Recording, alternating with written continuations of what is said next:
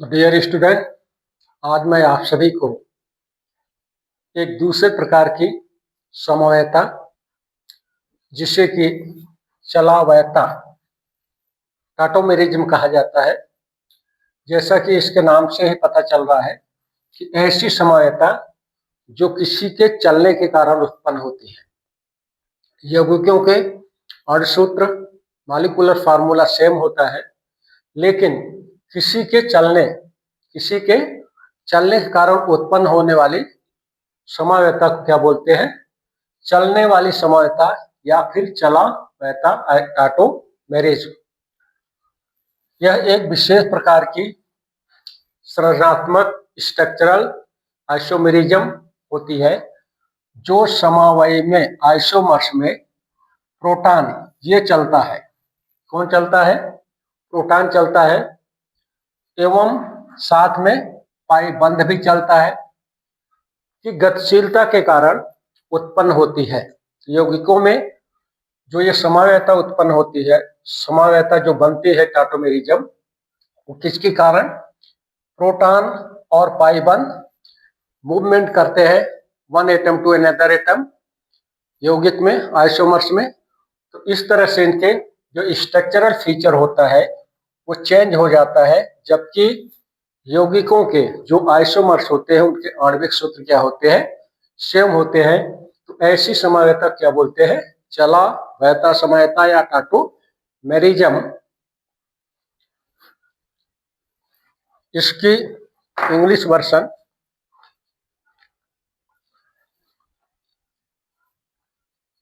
टाटोमेरिज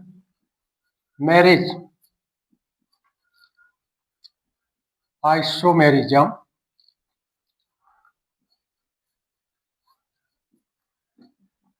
is a special structural isomerism होती है।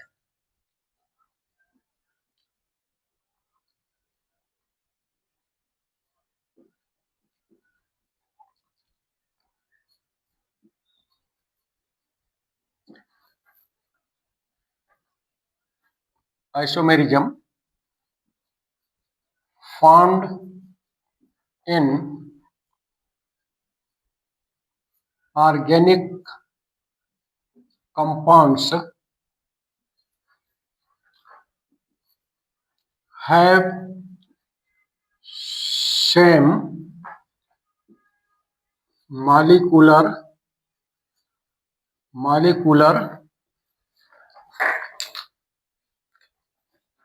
formula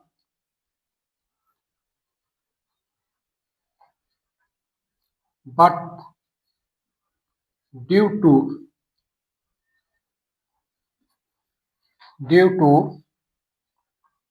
movement of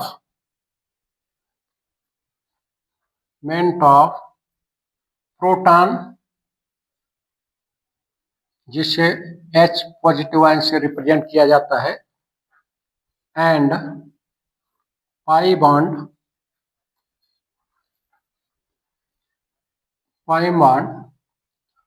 movement of pi bond show that isomers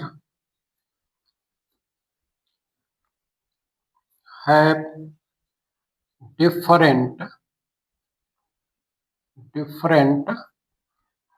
structural या फिर structure. तो इस तरह से टाटोमेरिज्म होती है। मॉलिक्यूलर सेम होता है, but due to the movement of proton and pi bond from one atom to another atom in isomers है डिफरेंट स्ट्रक्चर। तो ये होती है tautomerism. Dear student, for example मैं एक सिंपल एग्जाम्पल के साथ आपको इसको समझाने की कोशिश करता हूं। इसे आप सब जानते होंगे, जिसे बोला जाता है हाइड्रोजन साइनाइड या फिर साइनिक एसिड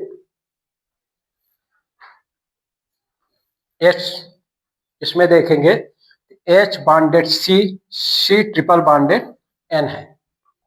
ठीक है, इसका मैं एक दूसरा रूप लिखता हूं, H बॉन्डेड N, और इस तरह से ये हो जाता है आइसोसाइनाइड। और ये क्या है? साइनाइड। दोनों में देखेंगे, इसमें एक हाइड्रोजन एक कार्बन एक नाइट्रोजन, इसमें भी एक हाइड्रोजन एक नाइट्रोजन एक कार्बन, लेकिन यहां पर H जो है कार्बन से लिंकिंग हुई है H की, इसमें देखेंगे तो हाइड्रोजन की लिंकिंग नाइट्रोजन से है।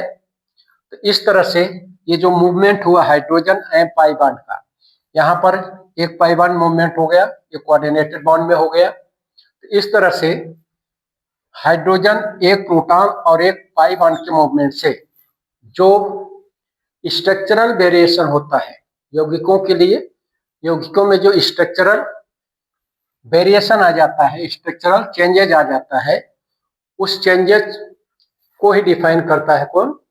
चलावैता या फिर टाटोमेरिज्म। ठीक इसी प्रकार एक दूसरा एग्जांपल लेते हैं, CH3C double bond O CH2 and C double bond and ये हो गया था आपका CH3।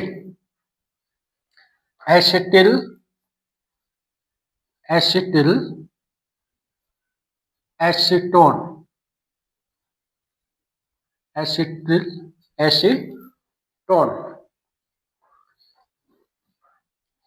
ये इसका कीटो फॉर्म है।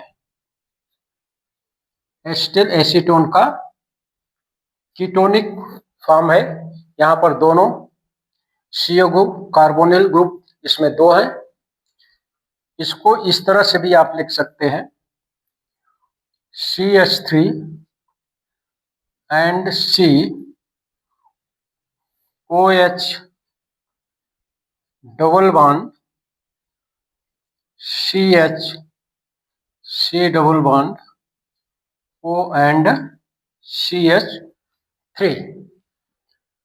तो इन दोनों ये हो जाएगा, ये भी एसिटाइल एसीटोन का ही फार्मूला है, लेकिन इसको बोला जाता है enolic form of acetyl acetone. इन दोनों में अंतर क्या है? यहाँ पर दो कार्बोनिल है, इस कंपाउंड में जब चलते हैं, यहाँ का एक हाइड्रोजन, यहाँ पर CH2 था, उसका एक मूवमेंट मूव कर गया इस कार्बोनिल ग्रुप पे, और इस तरह से बन जाता है एसिटिल एसीटोन एनाइल ग्रुप, और ये है आपका एसिटिल एसीटोन कीटोनिक ग्रुप। इस तरह से हाइड्रोजन एटम के मूवमेंट से और पाई बॉन्ड के मूवमेंट से जो आइसोमेरिज्म क्रिएट होती है, उस आइसोमेरिज्म को क्या बोलते हैं? टाटोमेरिज्म या फिर चलावैता। तो डियर स्टूडेंट, मुझे आशा है कि टाटोमेरिज्म के बारे में आपको समझ आ गई होगी, आप समझ गए होंगे। नेक्स्ट वीडियो में पुनः आपसे एक नई आइसोमेरिज्म के साथ इंटरेक्ट करूंगा। धन्यवाद।